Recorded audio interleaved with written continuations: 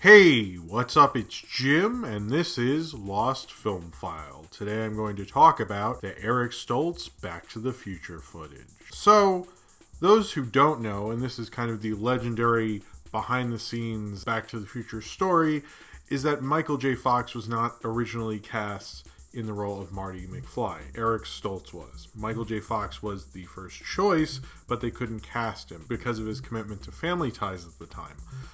So instead, they cast Eric Stoltz, and they shot with him for 5 weeks, and then decided it wasn't working, and got rid of him.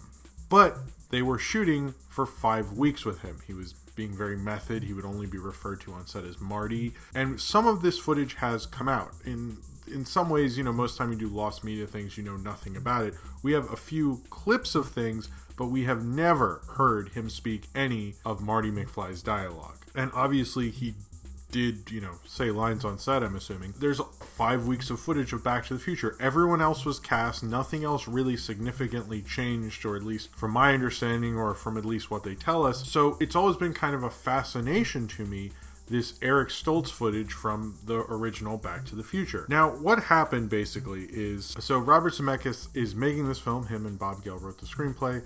It's produced by Steven Spielberg. It's going to be this big thing. It's been given a summer release date even, and they have to meet this release date or the movie is just canceled. It's not happening. So they have to shoot within a certain date, but Michael J. Fox, who is their first choice and they think is the best choice for Marty McFly, is busy with Family Ties. This is partially because the producer of Family Ties, Gary David Goldberg, felt that Fox was essential to the show's success, but also the mom on the show, Meredith Baxter, was out on maternity leave, and losing another cast member just wasn't in the cards. He basically wouldn't let Michael J. Fox go. They had to move on. Their other two choices were C. Thomas Howell and Eric Stoltz. Now, according to Bob Gale, in one interview I have on an older Back to the Future DVD, the head of MCA, who I thought this was Universal, I guess Universal and MCA worked on this. I'm confused about that element of it. But some executive really liked Eric Stoltz. Now, Eric Stoltz at this time had just done Mask. And Mask, I don't think had come out before they had shot this film, but usually what happens if someone has shot a really great performance and people around Hollywood start talking about it, other casting directors and so forth starts talking about how there's going to be buzz around this certain actor, they'll start making the rounds in, bigger productions and things like that. Sometimes you're like, why is this person suddenly everywhere? It's probably because somebody liked their performance in something and then, passed it around town and was like, hey, you should check out this screening with this kid, he's really great.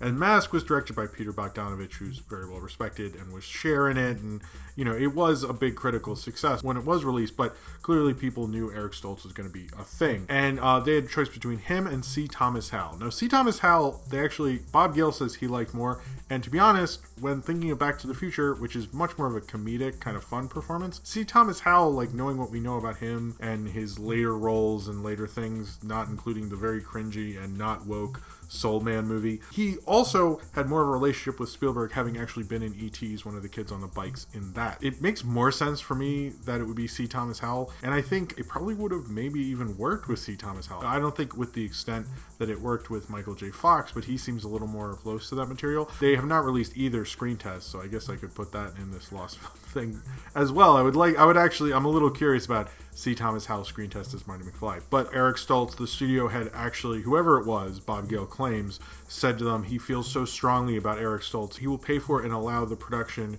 to recast him and reshoot everything if it doesn't go well, which is something that really never happens. That's this is how strongly I feel about him. I will do this unprecedented thing if it doesn't work out, or at least according to Bob Gale. I think that didn't happen, but it's a nice quote, isn't it? Eric Stoltz at this time was very method, insisted on everyone calling him Marty on set, which some people found annoying, particularly Thomas Wilson. He says in interviews various things about Eric Stoltz. He's the one who's the least positive about Eric Stoltz, but also because there's one scene where they're fighting in the diner and Eric Stoltz pushes him like Marty McFly does, and he was really pushing him. He was really physically assaulting him, and as much as it can be annoying when people you know, certain actors have whatever process they have, and people kind of like denigrate that or disregard it. But at the same time, if like someone's punching me like several times a day, I'm probably not going to like them either. So I'm sort of with you on that, Thomas Wilson. Also, the interesting thing about Thomas Wilson is he was actually cast to be physically imposing over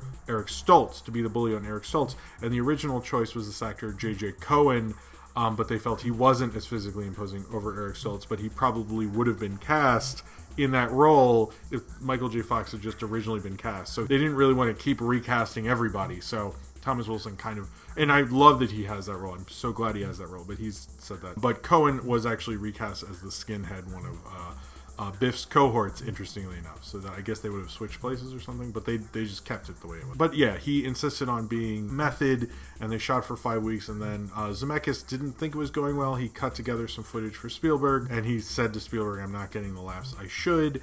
And then they just decided they need to recast it, and they need to figure out a way to get Michael J. Fox. How they did that, I don't know how they got the Michael J. Fox of this, like how they got him in.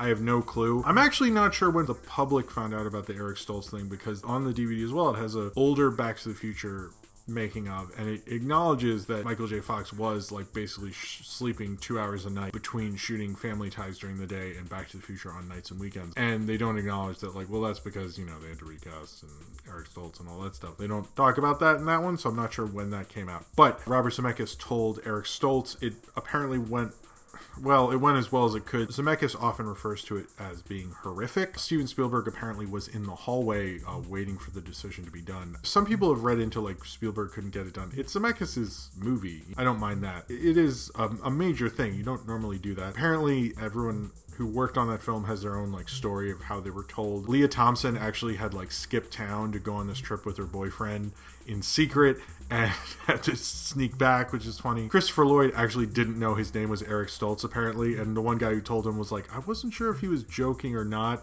which is like a very Christopher Lloyd kind of his Taxi performance kind of thing, because he said like, you know, Eric Stoltz has been fired, and he goes, who's Eric Stoltz? And he goes, you know, the guy you've been calling Marty? And he goes, oh, Marty.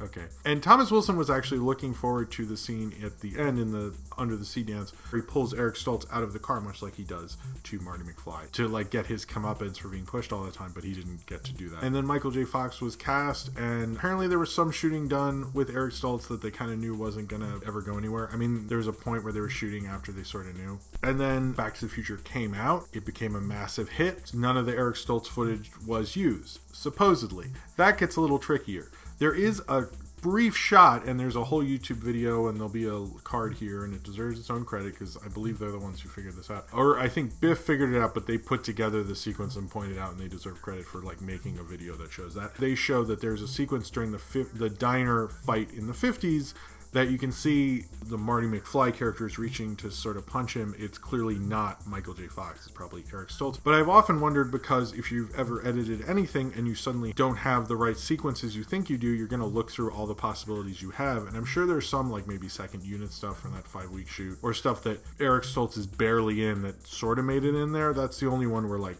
proof positive about. Apparently they just reshot everything, is what I've always heard, but I wouldn't be surprised if there's more than just that. I think that's the only one that he slightly appears in. Then, more recently, there's a Blu-ray release, and in the behind the scenes or making of documentary, there was actually footage of Eric Stoltz playing Marty McFly. And now we've had tons of images and all sorts of things. Eric Stoltz has sometimes claimed he doesn't remember it. He's talked about it being a rough time in his life. And that's actually sort of why we don't see more of the footage. Bob Gale and Zemeckis and Spielberg, anytime they refer to it, have said they don't want to release the footage more fully to not embarrass or hurt Eric Stoltz's feelings, but legally they actually can release it. I think I should say that. This is a choice they have made to respect Eric Stoltz. They don't have to do that legally. They just think it's fair in the long run. And Hollywood does have a thing like you're not supposed to talk about how you were almost a certain role or something. It's considered, you know, kind of a little rude. And I sort of do understand that. With Back to the Future Future recently winning in a poll of what film you would like to see rebooted the most, which please don't do that ever. And there's always interest in Back to the Future, and every time there's like outdoor summer movie screenings, it seems to be something that always plays, and it's like a huge classic. I sort of understand why they would at some point, or did something with that footage. Part of me was thinking, when I was thinking about this footage, if they had shot more of the 50s dance stuff or something like that, they could have had a part in Back to the Future 2 or one of them where they go into an alternate dimension and Marty McFly's there with alternate Marty McFly played by Eric Stoltz using that footage. If they do a reboot, I hope they find a way to use the Eric Stoltz footage. I think that would be really cool. And I know the show Fringe had a shot of somebody like walking and the marquee said, you know, Eric Stoltz in Back to the Future, like an alternate universe. And a lot of people have commented it wouldn't have been the classic it was without Michael J. Fox, which I agree with. It's Michael J. Fox's role. It's kind of his biggest star-making role. I think like Doc Hollywood didn't exactly set the world on fire, guys. But Eric Stoltz would be in Pulp Fiction. He was in Some Kind of Wonderful. There is a YouTube video that's made of like a Back to the Future teaser with Eric Stoltz.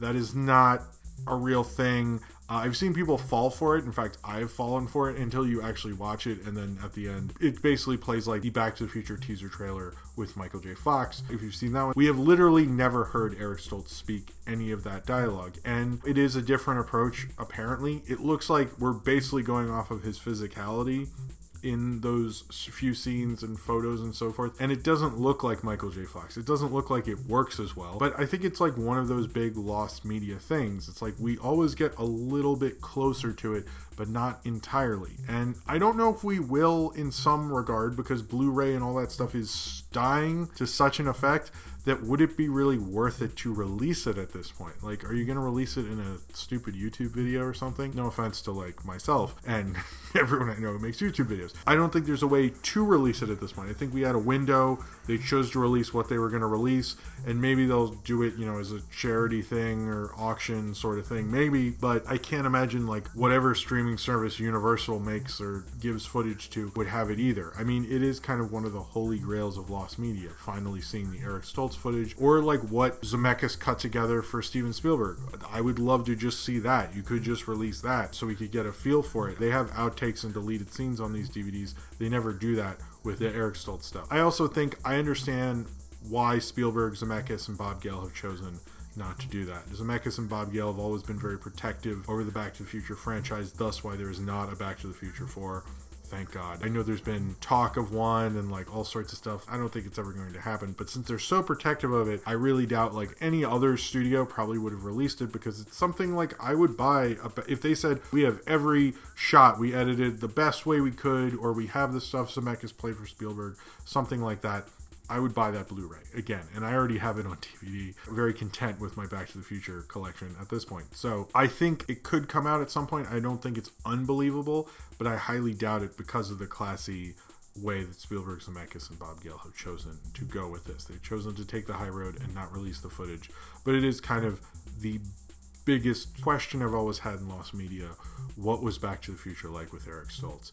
And unfortunately, we'll never find out, but maybe the Michael J. Fox version is the better version, because I don't know if I'd really want to see Michael J. Fox in Pulp Fiction. I like Eric Stoltz in Pulp Fiction, and I like Michael J. Fox in Back to the Future. Maybe we should just be happy we live in the dimension and this version of Earth that we're in, so we can appreciate Michael J. Fox playing Marty McFly and kind of have it at that. So if you would like to talk about the lost Eric Stoltz Back to the Future footage, then comment below in the comments and subscribe if you would like to.